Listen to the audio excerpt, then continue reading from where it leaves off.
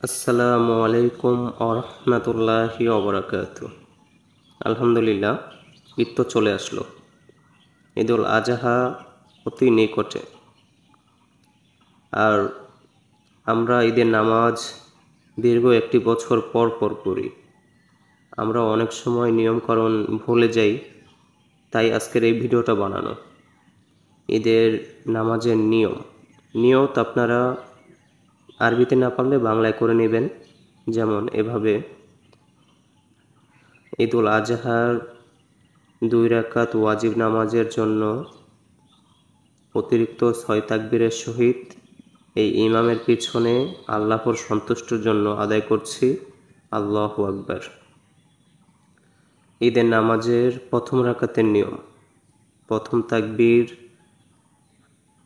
দিয়ে হাত বেঁধে সানা পড়বে। দ্বিতীয় তাকবীর হাত ছেড়ে দিবে। তৃতীয় তাকবীর হাত ছেড়ে দিবে। চতুর্থ তাকবীর হাত বাঁধবে, ইমাম কেরাত পড়বেন। আর দ্বিতীয় রাকাতের নিয়ম: প্রথম তাকবীর হাত ছেড়ে দিবে, দ্বিতীয় তাকবীর হাত ছেড়ে দিবে, তৃতীয় তাকবীর হাত ছেড়ে দিবে, চতুর্থ তাকবীর আল্লাহু আকবার বলে রুকুতে যাবে। আর যেহেতু আমরা একটি বছর পর পর ঈদের নামাজ আদায় করি, তাই আমরা অনেক সময় নিয়মগুলি ভুলে যাই।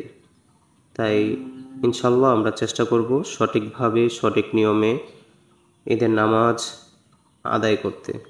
কারণ এই ঈদ আজকে পেয়েছি, সামনের বছর নাও পেতে পারি।